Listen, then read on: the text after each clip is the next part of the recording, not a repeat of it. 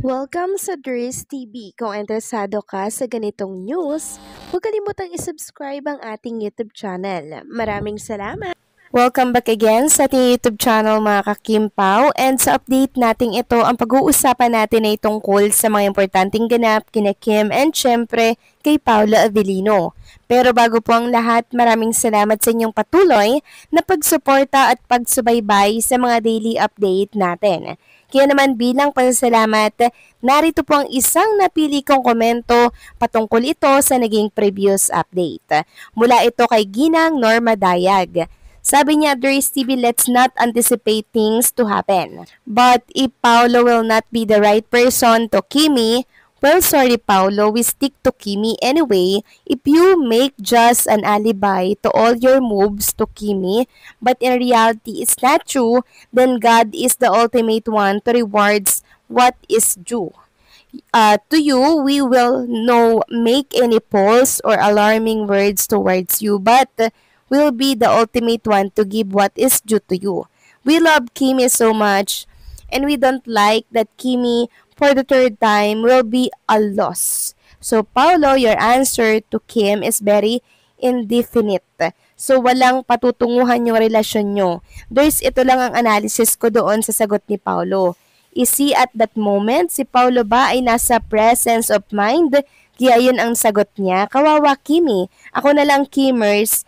Di ko matanggap yung sagot na yun ni Paolo. Kaya habang maaga, bumitaw ka na Kim at harapin mo itong 2026 na full of wisdom, and hopefully, you are on the right track to entertain suitors who will love you for what you are and not to ride on your popularity. Just like the two past boyfriend of yours. God bless Kimi. Hopefully, Kim, mabasa mo itong comments ko sa'yo. Naawa na ako sa'yo at hayaan mo na si Paolo na sanay makatagpo siya ng mas mabuting babae na truly loves him. So ipapaliwanag ko lamang po Ginang Norma Dayag. Ito po kasi yung ini-issue ngayon sa ex. So possible, ito po yung analysis ko, possible na out of the blue si Paula Avellino nung time na yun, kaya hindi po accurate yung sagot niya mga kakimpaw sa sinabi ni Chinita Princess. Siguro hindi lang po naayos din ni Paula Avellino yung pagsasalita niya kasi sabi ni Paulo, syempre ikaw, kasi ikaw lagi kitang tinatawag na kaduwet. Kasi kung hindi si Chinita Princess, hindi po si Kim Cho yung lagi niyang kaduwet, 'di ba? Ganun lang 'yon. So para sa akin siguro medyo na out of the blue lang talaga si Paolo Avellino kaya niya yun nasabi. Kaya hindi niya po naayos yung kanyang mga wording doon na siyang binigyan ng issue ng mga bashers dito po sa ex. And binasag din po yan ni Chinita Princess mga kakimpaw kanina nung nasa It Showtime po siya na siyang tatalakayin po natin maya-maya lamang. Para nang sa ganun mapanatag po ang mga Kimpaw fans na sumusuporta at sumusubaybay kay Kim and syempre kay Paolo Avellino. So maraming salamat po sa komento Ginang Norma Daya. God bless po sa inyo and mag-iingat kayo palagi. So ito na nga pag-usapan na natin mga kakimpaw ang mga topic po na nakalap natin sa hapong ito ng Webes. So kanina nga po present si Chinita Princess sa It's Showtime. Suot niya nga po yung napaka-sexy na OOTD color black na top. Tapos naka-mini skirt na may paslit siya dyan. Sobrang ganda and parang wala siyang problema. Sobrang galing niyang magtago ng problema mga kakimpaw, no? Sabi nga dito ni Blue Jeans, the way she carries herself is what truly makes her outfit stand out. It's not just an attire. It's a mix of style, personality, and confidence. I can't get enough of this look. Sobrang hot ni Chinita Princess mga kakimpaw na nakakatuwa. Samantalang pag-usapan naman natin ang tungkol nga dito sa ganap kay Paolo Avellino this coming December 13, 2025.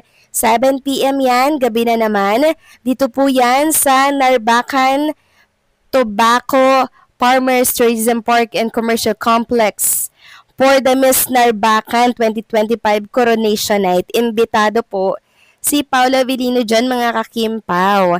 And sabi nga dito ng Municipality of Narbacan Philippine Information page, 4 days to go before the crowning of Miss Narbacan 2025. The competition is getting even hotter as our gorgeous candidates ton in their swimsuit photoshoot, radiating confidence, beauty, and elegance in every frame. And imbitado dyan si Paula Avellino, mga kakimpaw. And nag-abiso na nga po siya na abangan nyo daw po si Paula Avellino dyan, mga kakimpaw. And syempre maraming nagmamatyag kay Paulo since mga nakabikini nga po itong mga babae dyan po sa coronation night. Siyempre mga kakimpaw, mananatili pong behave and loyal si Paulo Avellino. Samantalang next topic naman tayo, pag-usapan natin mga kakimpaw, ito pong nangyari sa It's Showtime kanina na kinakilig po ng maraming Kimpaw fans. Meron kasing sinabi si Chinita Princess, mga kakimpaw, tungkol doon sa katanungan na kanino nyo ibinigay ang love nyo last Christmas. Then sabi ni Chinita Princess, sa akin na lang yon, parang marami niya daw pong problema pinagdadaanan ngayon. Then sabi nga ni Kim, kung sino ka man, alam mo na daw yon. Kung kanino niya ibinigay yung puso niya last Christmas. So hindi niya po banggit-banggit, mga kakimpaw, na ibinigay na niya, ibinagkatiwala na niya, mga kakimpaw. Pag-aari na po, mga kakimpaw, ni Paula Avellino ang puso ni Chinita Princess. So siguro bawal lang talaga munang umamin ngayon, mga kakimpaw, kasi alam naman natin na pag umamin na, mga kakimpaw, nababawasan po yung tinatawag na chemistry. So another pag-amin na naman to, mga kakimpaw, ni Chinita Princess, isang patunay na meron na pong nagmamay-ari ng kanyang puso. Walang iba kundi po si Paula Avellino, mga kakimpaw, kasi hindi naman niya sasabihin niyang ganyang word na kung sino ka man, alam mo na daw yun. Kung sino ka man, alam mo na yun. So ibig sabihin meron ngang nagmamay-ari. Hindi niya lang talaga masabi-sabi, mga kakimpaw, kung sino, pero alam na po natin kung sino yon. Basta alam na natin yun, mga kakimpaw, sa kilos pa lang po nilang dalawa, alam na po natin yon. Ganyan naman lagi si Kim and Paula Avellino Gusto po nila ng privacy. Privacy, mga kakimpaw, is very powerful.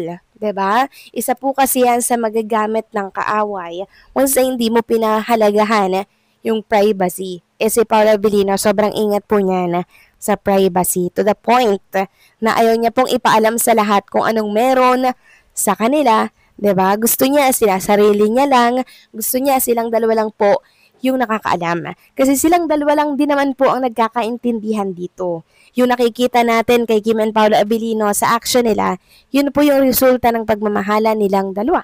'Di ba, mga kakimpaw? Hindi naman mangyayari yung ganyang kilos kung walang love to each other. 'Di ba? Na nagko-connect sa isa't isa. So yun, mga kakimpaw. Kaya kampante lang tayo, okay?